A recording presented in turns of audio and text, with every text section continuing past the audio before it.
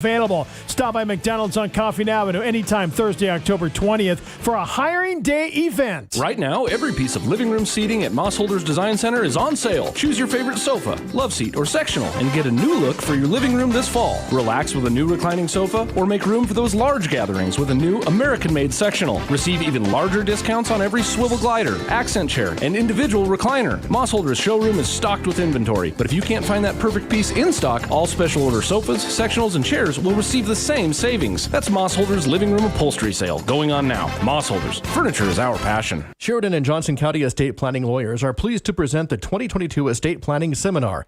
This free-to-the-public seminar will be held Saturday, October 22nd, beginning at 9 a.m. at the Hub on Smith, 211 Smith Street in Sheridan. Refreshments will be served during breaks as well as light lunch. The estate planning tool bag includes wills, trusts, probate, senior living options, long-term care, and much, much more. Reservations not required, but you can call 672-8905 to make a reservation. For more information, look for the ad in the Country Bounty. As we enter the fall months, have you made that plan to market your business? Are you stuck? Confused on what to do? Hi, this is Bob Grammons, General Manager at Sheridan Media. Let us help you put a plan in place as we gear up for the holiday season. Sheridan Media can market your business on up to 9 different radio stations. We can place your print ad in front of nearly 18,000 households in Sheridan and Johnson County with the Country Bounty, or market your business worldwide through a variety of digital products that we offer. We can also place your ad on our 2 websites.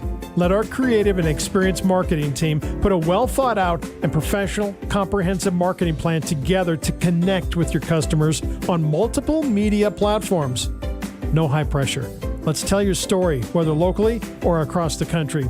Call Sheridan Media today at 672-7421 or email sales@sheridanmedia.com and let us go to work for you.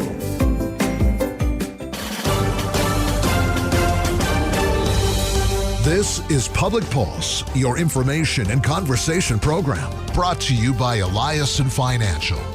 You can voice your opinion by calling 672-KROE. That's 672-5763. Now, your host for Public Pulse, Floyd Whiting.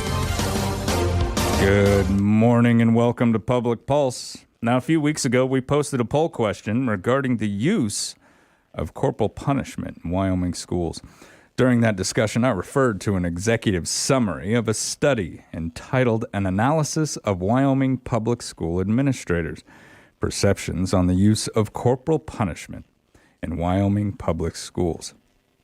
That study was done by my guest, Tongue River Middle School Principal, Dr. Jeff Jones. Good morning, Doctor. Good morning. Thanks for having me. Thank you for coming on the show. You and I have been in contact for a couple of weeks now, trying to get you on here, discussing this study that you did, which I appreciate you sent into me.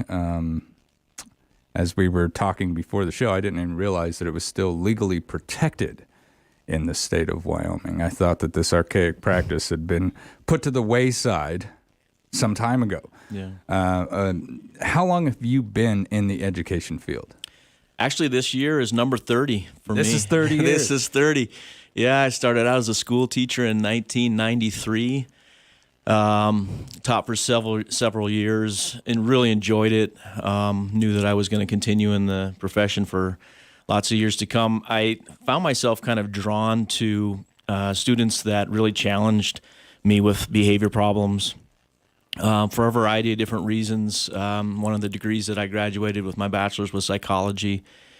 And so besides doing my student teaching, I also had to do some time with an internship for a couple semesters for my psychology degree. And I had a lot of really kind of light bulb moments dealing with some really, really challenging behaviors through all of that. And then as I went into teaching, I kind of use that training, I guess, to understand that behavior there's always a reason for behavior.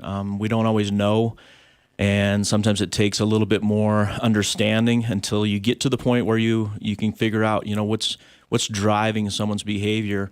But I ended up deciding that I wanted to get my master's in school counseling and I kind of wanted to spend more of my time doing individual and group work with kids that specifically were having a hard time.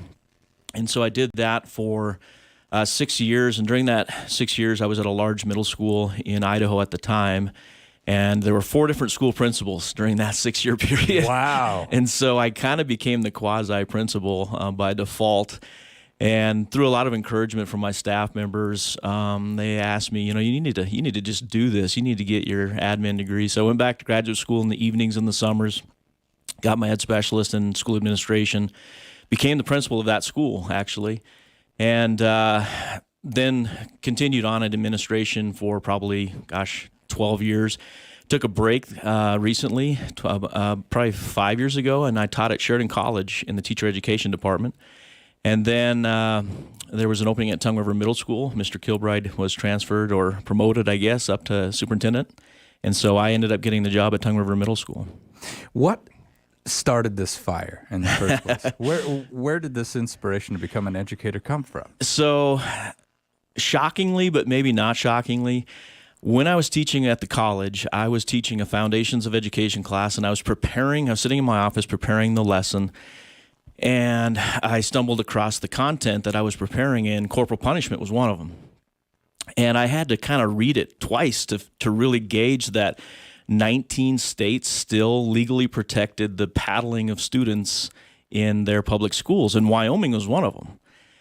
And I thought, okay, so I've been in this business at that time 25 years, and I had no clue. So I would just guess that most people had no clue. If I'm in the business and I had no clue for that long, So I walked out into the classroom that day, I remember, and I specifically asked the students, there were probably 20 students in class, I said, so raise your hand, give me a guess as to when you think corporal punishment was ended in the United States, kind of setting them up. And hands went up, 1910, 1920. They were shocked to realize that not only did it not go away, but it's still alive and well, legally protected in 19 states, and Wyoming's one of them. Wow, but everyone in that class thought, oh, well, this is something that got left behind before the car would gain popularity. Well, and keep in mind, the vast majority of my students in that classroom were probably, in their 20s. Yeah. So it was really not a part of their world at all. Yeah. Yeah, because I would imagine there's probably not a lot of educators in the state that practice this on a daily basis or even a yearly basis. Right. Now, what defines corporal punishment? Yeah, so if you look, there's a lot of different areas where it's defined, but almost always it comes back to this specific kind of gist of this, and it's physical pain inflicted on the body of a child, usually in the form of paddling with a wooden board or whipping with a leather strap as a penalty for disapproved behavior. Okay. So paddling or whipping, right, essentially. And it's important to understand, and I want this to be kind of loud and clear to the listeners, this is about corporal punishment in public schools in Wyoming. That's my beef. This has absolutely nothing to do with what the law says is allowed within the privacy of your own home as a parent.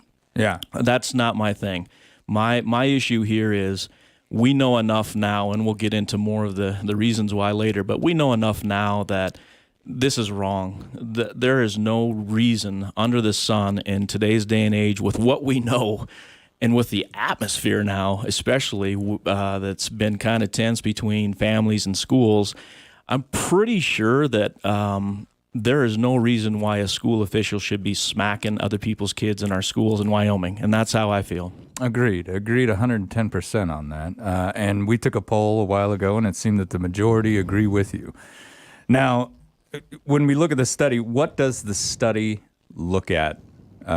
So if someone were to read it, what are they going to see? Well, so kind of going back to that college class that I was preparing to teach, what happened was I was in a doctoral program at the University of Wyoming in ed leadership. And what I decided to do, I was kind of stuck. I was writing a dissertation at the time. So I'd taken all the coursework. I was writing my dissertation. And at that time, the topic was the validity and reliability of grading practices in the state of Wyoming. And I just about fall asleep saying that out loud right now. And so I was like, man, am I going to be able to have the gas in the tank to do this dissertation, a 100-page paper that probably no one's ever going to read? And so that day, I stumbled across the corporal punishment lesson, and I thought, I wonder if the administrators in Wyoming have the same feelings about this topic as I do, and wouldn't that be cool to check on that?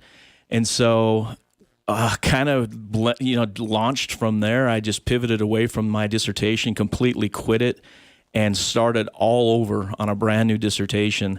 And the gist of it was, kind of at the heart of it was, I sent a survey to every administrator in a public school in Wyoming that would be likely to give or be in the position to give corporal punishment. So in other words, at the larger school districts, who have central offices where there's a superintendent and there's thousands of kids, I didn't send the survey to them because they would be unlikely to be the one doing corporal punishment because they're not in the building at that time, giving the school discipline. So I sent it to all the building administrators, and then in the small schools where there were K-12 superintendents and they probably would be the one doing the discipline, I did send it to those administrators.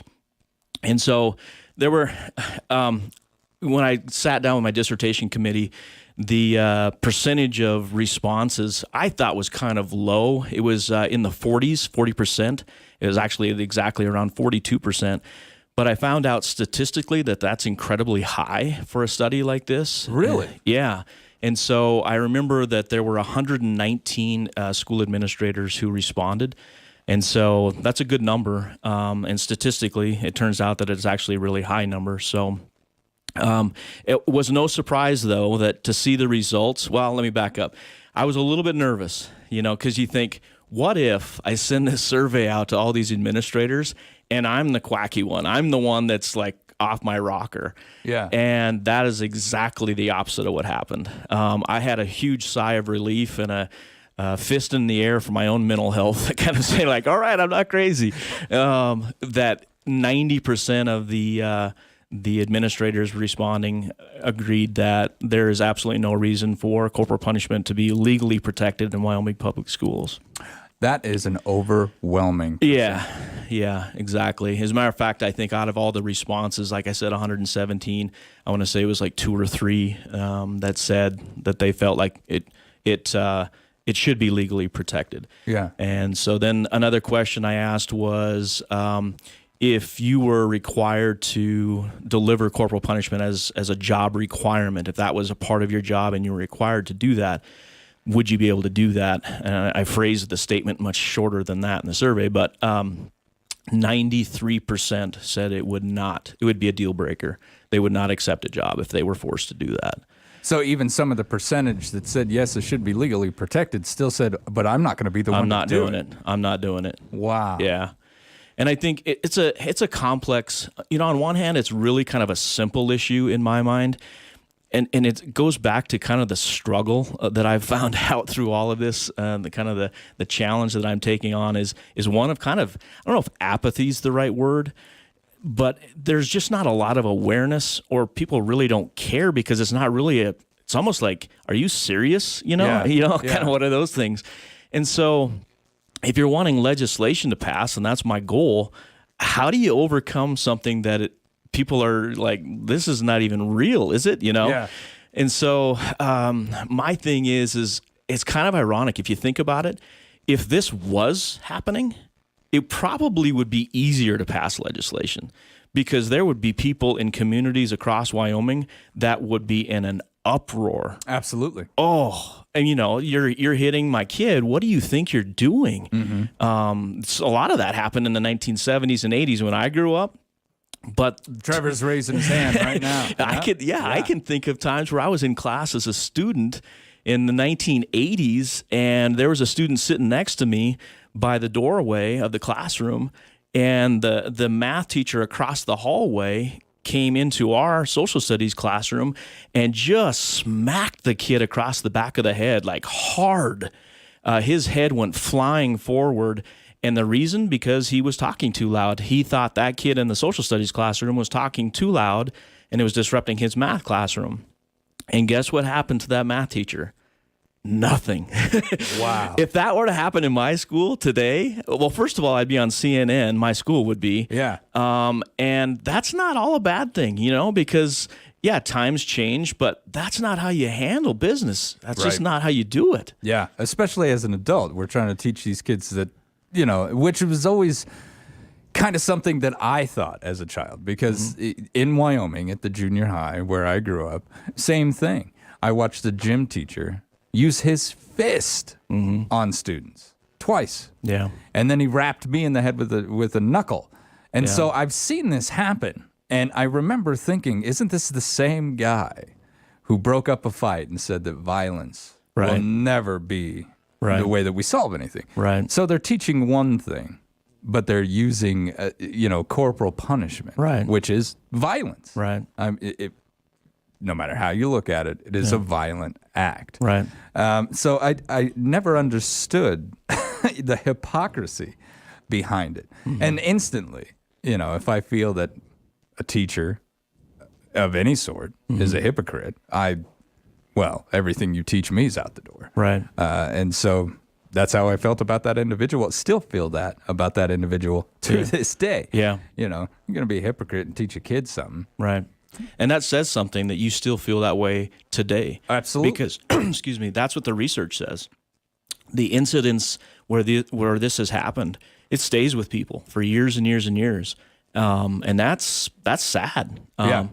But, at the same time, I understand times change. Things were different years and years ago.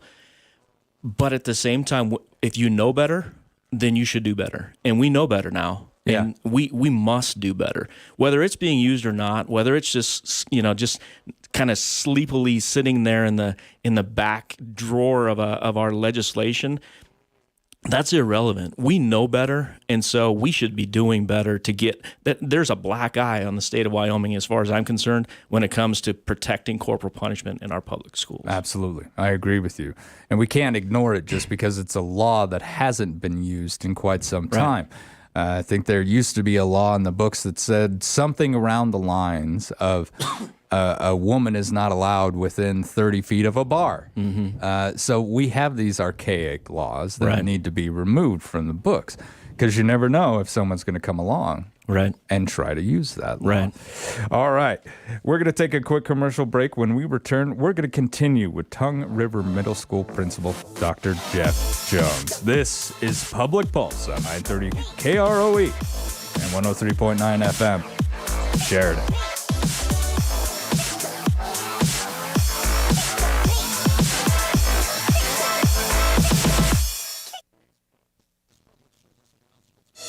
At Eliason Financial, money management isn't just about dollars and cents. It's about dreams and opportunities, and more importantly, family. We'll take time to get to know you.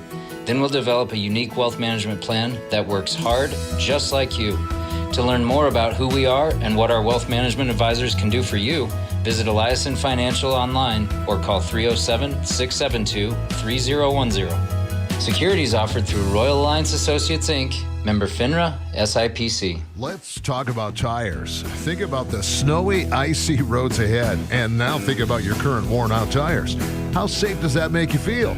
Well, lucky for you, Midas Tire and Auto has their best tire sale all year going on now. Buy 3 tires, get 1 free. That's 25% off. And the best part is, if you aren't ready to put your tires on right now, Midas will hold them until you're ready. How great is that? Don't miss the big tire sale going on now at Midas Tire and Auto on East Brundage Lane in Sheridan. Moss Holders Design Center would like to help you update your living room this fall. So right now, every sofa, every sectional, and every love seat is on sale. Moss Holders showroom is filled with excellent American-made brands like Southern Motion, England, Omnia Leather, Intermountain, and more. Whether you'd like top-grain leather sofas or a new fabric sectional, Moss Holders has lots of in-stock choices. During the sale, receive extra discounts on all accent chairs, recliners, and swivel gliders. That's Moss Holders Living Room Sale going on now. Moss Holders, furniture is our passion. Hi, welcome to Homestar. I'm Sheridan. Hi, Sheridan. I'm Nickelwise, the dancing clown. You just moved here from Derry, Maine? Yeah, so now we know each other. While you fill out your loan application, you can vote for Homestar's Scariest Movie of All Time bracket on SheridanMedia.com. You'll be entered for a chance to win $100 in chamber bucks. What are you afraid of? Ha, I'm not afraid of getting your home loan, that's for sure. Wow, this home you want to finance has a huge basement. Oh, there's all sorts of surprises down here. Hey, thanks for the balloon. Don't forget to vote for your scariest movie on SheridanMedia.com. We all float down here. You will float too. Homestar, your easiest way home. NMLS number 70864. Remember when your mom used to say, always wear clean underwear in case you get in an accident? Well, if you ignored her, and now you're getting your neck collar fitted and you have on day-old underwear, then you need the calming, health-giving stuff you can only get at the Health Nut. Aisle after aisle of the supplements you need to get better and to stay better in a healthy deli and grocery store. And no one judges you for your underwear habits. The Health Nut in Sheridan's 5th Street Mall. Good morning. Welcome back to Public Pulse, brought to you by our friends out there at Eliason Financial. I'm Floyd Whiting. This morning, we're speaking with Tongue River Middle School Principal Dr. Jeff Jones. With 30 years in education, Dr. Jones is working to remove the legal protections of corporal punishment in the Wyoming public school system. Now, Doc, we've talked about your history. Let's talk about the history of corporal punishment in public schools. What are the methods that have been used throughout the years that I guess you could say some administrators felt were effective? Yeah, well, a lot of it dates back to the late 1700s, right after the Revolutionary War. And usually it was a wooden paddle of some kind. The vast majority of the incidents, that was the case. At that time, though, late 1700s, early 1800s, when schools were just kind of forming, the role of the school was completely different than it is now. The responsibility were for the teachers were completely different. And it was more driven towards kind of molding the child into the type of person that would fulfill the expectations of their religious beliefs. It was very much tied to the religious beliefs of the community and the family members. And along that came with English common law. So you probably have heard the phrase in locus parentis, in other words, in place of the parent. And that's where that came from, was common law. And in the early 1800s, then the role of the teacher was highly, not only kind of expected, but it was the purpose of the teacher to be that heavy hand when they needed to be, because that was the culture of the families at the time. Yeah. And again, a lot of it coming back to their faith and their religion. That was the belief at the time that spare the rod, spoil the child, and Step out of line, you get a licking. yeah. And so it is what it is. But that was kind of the framework for the beginnings. Fast forward into more recent times, in the 1900s, there was a huge industrial revolution and scientific advances that led to studies of all kinds, and human beings were not left out of the equation. So you read a lot in the 1940s and 50s especially, studies on what makes us feel the way we feel, what makes us behave the way we behave, and all these kinds of things. Thankfully, there were a lot of advancements, because if you read in the early 1900s, there were some pretty crazy things going on in terms of trying to figure out why people behave the way they do. I don't know if you've ever heard of, when they were drilling holes in people's skulls to drain out the demons and that kind of thing. And they were thinking that there must be something inside that person that has to be let out. And so evil of some sort. Yeah. Some pretty crazy stuff. And then, you fast forward 40 years into the 1940s and 50s, and you find out, there's this thing called epilepsy that causes people to have seizures. And so, they're not possessed by a devil. They're actually having an epileptic seizure. And then on and on and on about kind of some of the more severe mental illnesses, and understanding what's really happening. And so with that came some really well-done studies on child development. My master's is in, when I did my master's for counseling, I did a kind of an emphasis in human development and what seems to work to promote child development, and what things seem to be the most consistent hindrances of child development. And so that's coming back to, the way you shape students' behaviors or children's behaviors, the things that you can do that will help promote the kinds of behaviors that you want to see, and the things that you can do that actually set them backwards. It was in the 50s and 60s when that really took off with corporal punishment. And at that time, most of the studies were done from the family perspective, parenting and rearing children, not so much about schools. Fast forward into the 70s and 80s, that completely changed. There was a pretty famous study when it comes to corporal punishment called Ingram versus Wright. It's a Supreme Court decision, and it's kind of the golden rule when it comes to corporal punishment. Basically, it is what allows corporal punishment to be legally protected in the United States, is the Supreme Court ruling for Ingram versus Wright. And if you don't mind, I'll just read a really quick summary. It's kind of an interesting story. So in October of 1970, Assistant Principal Solomon Barnes applied corporal punishment to Roosevelt Andrews and 15 other boys in a restroom at Charles R. Drew Junior High School. This is right out of Miami. A teacher had accused Andrews of tardiness, but Andrews claimed he still had 2 minutes to get to class when he was seized. When Andrews resisted paddling, Barnes struck him on the arm, the back, and across the neck.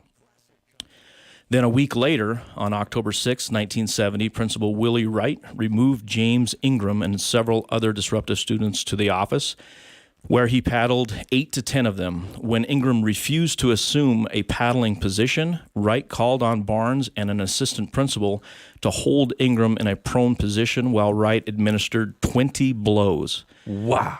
Ingram's mother later took him to a hospital for treatment where he was prescribed cold compresses, laxatives, and pain-killing pills for hematomas.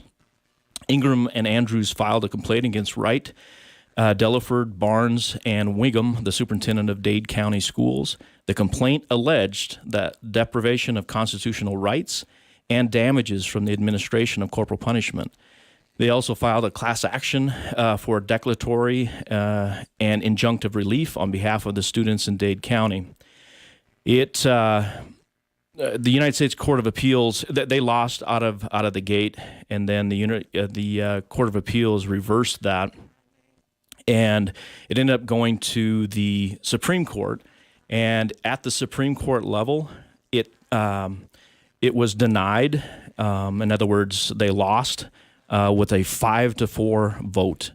And basically, the Supreme Court, the 5 members who voted to deny the request, felt like the protections of the Eighth Amendment, so cruel and unusual punishment, they felt like the protections within the school system were enough that students didn't need to worry that things would become cruel and unusual.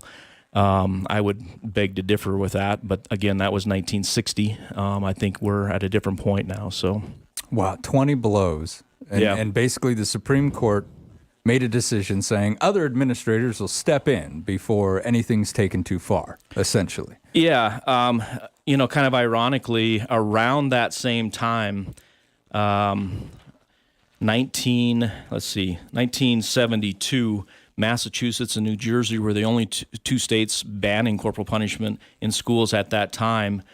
Also in 1972, corporal punishment in U.S. prisons was banned because it was considered cruel, unusual punishment and couldn't be effectively monitored. That was their justification as to why it was no longer allowed in prisons versus schools. The other key component, if you read the legislation about the federal legislation banning this in U.S. prisons, there was a huge concern for the mental well-being of those people who were forced to deliver the corporal punishment. Absolutely. I could see that. Yeah. And, sir, we've got a caller. If you want to throw your headset on real quick, we'll see what this individual has to say. All right. Good morning. You're on Public Pulse. Good morning. Good morning. Thanks for taking the call and talking about this. One thing that I think helps people see the problem with paddling students is the issue of hazing. Like when you hear about older students paddling younger students. Some of your listeners may remember a movie from the 90s called Dazed and Confused that depicted this. But for a real-life example, at Fort Collins High School in Colorado, 1999, a group of seniors were suspended for paddling sophomores in like a ritual, but basically doing the same thing that in many places, principals or teachers do routinely. And it's important to know the official definition of hazing is, quote, any activity that recklessly endangers the health or safety or causes a risk of bodily injury to another person for the purpose of initiation or admission into any student organization. So teachers can say, well, our purpose is discipline, so it's a totally different thing. But that element of reckless endangerment is still present. And, they don't even put safety pads over the kids' tailbones or train teachers on how to do it as safe as possible. So it's just a bad idea overall. Agreed. All right. Thanks for the call. And Doc, has there ever been a training seminar on corporal punishment? Not actually. It's one of the things that you read about in terms of the reasons why things go off the rails, because there is very little uniformity, consistency across the board. And I guess maybe some of that is because local control. The whole idea here is let's leave this up to the local school districts to decide, because we kind of brushed past this at the beginning, but just because a state allows it legally doesn't mean that school districts need to allow it. So and I've been contacted by the superintendents after the show who have told me that yes, it's still on the books, but as soon as I got into this seat, the practice was ceased. Yeah, and it was made aware to individuals that this practice will not be taking place with schools. So I've been checking. When I started this whole process, before I did the dissertation, there were 40. There's 48 school districts in the state of Wyoming. There were approximately 20 that did not allow it as per board policy. There were about, let's see, I have to do the math here, but 18 that didn't mention it at all, and then 10 who specifically mentioned that it was allowed and gave instructions on how that would look or how it would work within the school district. Kind of a funny, well, it's not funny considering the topic, but it's ironic. When I got hired to be the Tongue River Middle School principal, I was just kind of digging into this, and I spoke with the new superintendent at that time, Mr. Kilbride, and his first name's Pete, and I said, Pete, hey, do you know that you guys are one of the 10? My new school district is one of the 10 that has it in board policy that we can be paddling kids, and he had no idea. Went to the board with it, and they had no idea, and so it went away that summer. And as we stand today, and I did double check, there are 3 school districts in Wyoming that specifically still, only 3 now, that still allow corporal punishment as per board policy. Those 3 are Lincoln County number 1 in Kimmer. I have the policy here in front of me, code JKA. The second one that I have here is Niobrara, Lusk, and I have their policy is JGA. And then the third one I have here in front of me, and I did double check this morning, is Park County number 1 in Powell. But I have good confidence that that's going away. It just hasn't happened yet. I don't want to disclose conversations that I had, but you see a huge range in the policies. I think I mentioned in my executive summary, one of the most alarming was a school district. Thankfully, that policy is no longer in the works, and it's been taken off the books. But it was in Wyoming here, one of the school districts, and it specifically allowed substitute teachers to paddle students as needed for behavior management and disciplinary practice. And I just cannot wrap my head around. It's hard enough for me to wrap my head around having a school principal do that, let alone at that level, a substitute, a substitute teacher. Yeah. Not to bag on substitutes; they're absolutely vital. Love them to death, but to come into somebody else's class and administer that kind of punishment, right? If you're only going to be there a week at probably the most. You don't have a relationship with the kids. Things can get off the trail real quickly. For me, here's kind of how I believe about the whole issue of corporal punishment and the bigger scope. Maybe I feel like it truly is up to the individual parents if this is something that they want to incorporate into their parenting within the confines of their home, within the bounds of the law. But I absolutely feel that school officials absolutely have no reason to be utilizing this practice anymore. We're not in 1880. We're not in the one-room schoolhouse where that expectation of staff is like it was back then. As a matter of fact, if anything, I feel like the atmosphere in today's world with families and schools and having some stresses and tensions here in the last few years, if there's ever a time where a school should stay in their lane when it comes to smacking kids, I would say, man, I think we've arrived. Now is the time. I would agree with you 110% on that. And now's the time to try and get this off the books of Wyoming state law, in my opinion. And we'll discuss that a little bit when we come back. You're listening to Public Pulse on 930 KROE at 103.9 FM, Sheridan.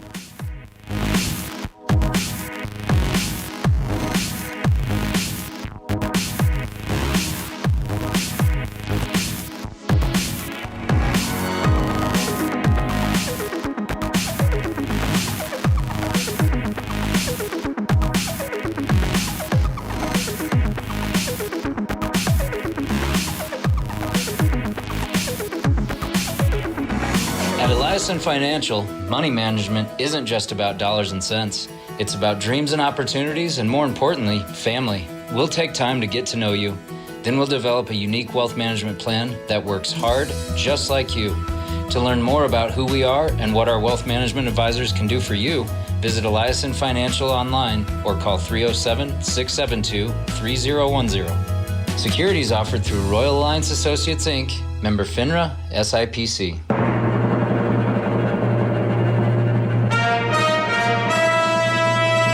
If love is a sickness, then find me no cure, for 'tis only love that I know to be pure. Oh, sweet Nigel, what do I do? Your poetry moves me in indescribable ways. It makes me want to sing and dance and see the encore performances of Something Rotten at the YO Theater. Then what's stopping you? Oh, you startled me. You see, my Puritan father would never approve. Come on. This is the 16th century. It's time to loosen that corset. Yes, but Something Rotten is a musical. A very funny musical starring my dearest love. He would never understand. Well, you're going to miss one of the best shows of the year if you keep with that attitude. And it's only playing October 20th through the 23rd. You're right. To thine own self be true. I'll get my tickets at wyotheater.com for an encore performance of Something Rotten. Huzzah! Welcome to the Renaissance and the YO Theater. What is your business worth? Have you considered buying or selling a business? Our certified valuation professionals at Harker Mellinger can help you determine the proper values in gifting, estate planning, and the purchase or sale of your business. This is Chance Harris. Harker Mellinger has been providing professional valuation services for Sheridan area businesses since 1995. Schedule an appointment today to discuss how a business valuation can work for you. Harker Mellinger, 672-0785. The owners and staff at Kane's Funeral Home would like to thank the families of Sheridan and Johnson counties for choosing Kane's and allowing them to serve you during these hard times. Kane Funeral Home makes it their mission to take the stress and uncertainty out of ceremonial services. They own and operate the only crematory in Sheridan County, so your loved one is always in their care. Kane's Funeral Home. Call 673-5837 or visit them online at canefuneral.com. Sheridan Orthopedic Associates continues its over 50-year tradition of surgical excellence in Northeast Wyoming and Southern Montana with the addition of Dr. Jory Wasserberger, a Wyoming native, and fellowship trained at the Mayo Clinic in Orthopedic Sports Medicine. Dr. Wasserberger joins a team of highly rated surgeons providing spine, sports, hand, hip, knee, and shoulder surgery, joint replacement, and more, including emergency care 24/7, 365 days a year. Visit us at SheridanOrtho.com to learn more. Good Good morning. Welcome back to Public Pulse, brought to you by our friends out there at Eliason Financial. I'm Floyd Whiting. With me this morning, I'm talking with Tongue River Middle School principal, Dr. Jeff Jones. For 3 decades, Dr. Jones has worked as an educator. He studied the effectiveness, or lack thereof, of corporal punishment in public schools. Now, he's working to have the legal protections of this practice removed.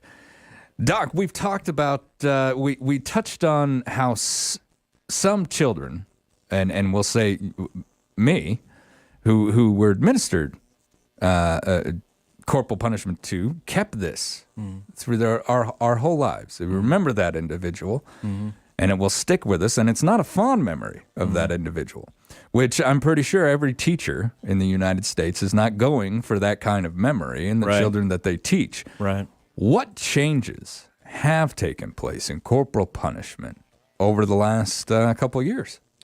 Yeah, so there actually been some significant drops in the number of cases of corporal punishment over the years.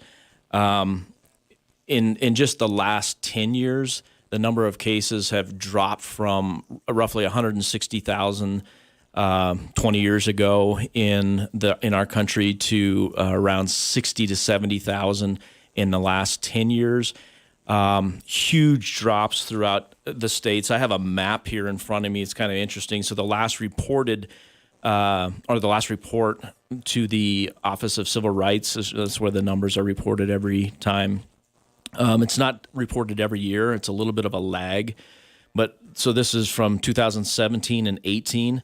And just looking at the map, for example, the state with the highest numbers is Mississippi, with just over 20,000 incidents in that year. 20,000 incidents in 2017 alone.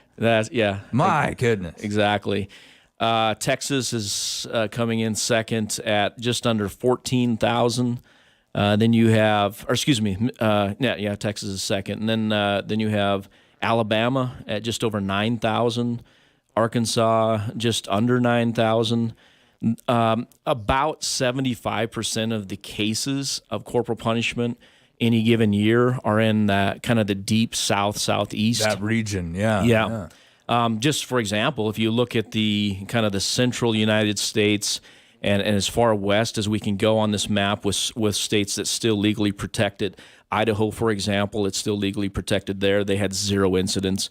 Wyoming, of course, we haven't had any incidents for a decade now. Colorado, 0 incidents. Kansas, 0 incidents. And so the vast majority kind of cluster in that south to southeastern part. But one of the things that I think is helping all of that happen, thankfully, is what we know now about what works and doesn't work.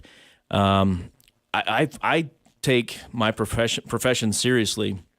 I feel like as a professional educator, it's not just, let's do what feels good today and have fun with this lesson. No, we spend a lot of time trying to figure out what are the best instructional strategies to help this kid learn X or Y or whatever it is, and what are the things that don't have the biggest impact to help those students learn. That's a part of our profession. We do that daily. The same is true when it comes to behavior management. What are the things that will help this kid excel behaviorally, and what are some things that are going to help him come over that hurdle a little quicker if he stumbles or makes poor choices or whatever? And the fact of the matter is, for years and years and years, I feel like we've just ignored the research when it comes to corporal punishment. It's pretty overwhelming. I just have a handful of studies here. I'm not going to go through the entire study, but I'll just read the title. And this first one is a meta-analysis. So they're looking at study after study after study and kind of comparing and contrasting what those studies are saying. This is from 2022. It says the association between school corporal punishment and child development outcomes, a meta-analytic review, And what they find is that it actually doesn't reduce behavior problems. It does the exact opposite. It increases the behavior problems. There's always those people that say, well, it worked for me. Well, here's the thing. The vast majority of well-done behavior management practices will work for the vast majority of students. So if you have a person that says, well, when I was a student, I got smacked across the face, or I got slapped across the head, or I got swatted and it changed my behavior, I am here to tell you that I would put money down that if somebody knew what they were doing with behavior management and didn't pull the lever of using that of corporal punishment, you would have learned as well, just as easily, without getting paddled. And so there's a long history of making excuses for people who go to the paddle and say, well, it worked. Well, yeah, it worked, but it wasn't necessary. That's an excuse that, well, it worked for me, so therefore this must be a practice that works in general. The fact of the matter is it isn't. And more alarming, study after study after study is showing that the students that are getting repeatedly beaten are students with disabilities.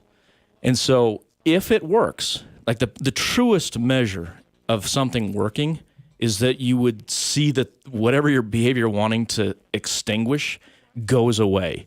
Well, if it's not going away, then how many times do you need to see a kid get hit before you realize this practice is not effective? It almost, I hate to say something like this out loud, but it almost seems like the frustration of dealing with the behavioral problems is overtaking the administrator, the teacher, whoever is actually administering that corporal punishment. They're just angry, and that's the result of it. Violence. For those individuals out there who want to make this change, who are towing the line with you, with me, because I'm with you on this as well, what do we need to do, Doc? How do we get this protection off of that law book? Well, the first thing, thank you, by the way. First thing I think is our state legislators need to hear from you, because it's not happening in schools, and I'm grateful for that in our state. It's not happening in Wyoming. Our educators know better, and I'm thankful for that. My own study proved that 90%, saying this should not be legally protected. So reach out to your legislators and kind of rattle the cage a little bit to say, you know what, we know better. We don't want this as an option that would be legally protected. The argument of, it's not being used, so why worry about legislation? Why worry about it is because it's wrong. And if you have to ask yourself, if this was consistently being used, would we be in a better position to have a change in the law? The answer would be emphatically, oh, you bet it would. I mean, that would change quicker than you can blink your eye, because parents would be in a complete uproar. Grab your pitchforks and your torches. Let's go. Yeah. And so if that's the case, then we know better. Then let's do the right thing. And that's what it's about. Let's do the right thing for today's students, but our future students, and by the way, the parents. Because parents don't need to have this on their conscience either, that somebody in the school is going to be smacking their kid. That's wrong. And a lot of times, a parent might not even know that it's taking place until the child comes home. In a certain situation in my youth, I had a friend who did something that was pretty dastardly, but not out of an unusual context within a school. And he was paddled. He went home and told his father, and his father was quite upset. He went to the school and had words with the principal on that. But the part that shocked me, even at that age, I was maybe 13 years old. I was really kind of taken back over the fact that this administrator, this principal of the junior high, could paddle somebody without the parent even giving any kind of authority to do so. That really struck me. Yeah. Your child could come home from school and say, I got paddled today for doing X, Y, Z, without even getting permission from you to do so. That kind of really, really surprised me. And if you look, there are countless stories out there across the country where this is used in schools, where people will say, well, you have to have parent permission before you use corporal punishment. The fact of the matter is, A, that's not the case in a lot of the school districts, and B, there's just Google lack of parent permission for corporal punishment in schools, you'll find countless times where they had parents sign, yes, that they have to be contacted before corporal punishment, and they weren't. Wow. It happens all the time. It's very easy to find individual stories from individual school districts. I was watching a video the other day of a superintendent of a school that came right out and said, you know what, we have the parents sign this form, but we're not guaranteed that we're always going to go by it, because the fact of the matter is we're protected by law to go ahead and issue this. We're not required to have parent permission. That's not what the law says. My goodness. Well, all right, folks, it's time to get this off of Wyoming's law books and bring ourselves into the 20th century. Even though we're in the 21st, let's get caught up to the last one. Yeah. Doc, I want to thank you for coming on the show this morning. Thank you for taking the time. I appreciate the fact that you've done this study and you brought this to our attention. Thank you, sir. Thank you. I appreciate it. And people that want to have a positive voice, reach out to your local legislators. Let's get this off the books. Our students deserve a positive voice. You've been listening to Public Pulse on 930 KROE and 103.9 FM. Cheers.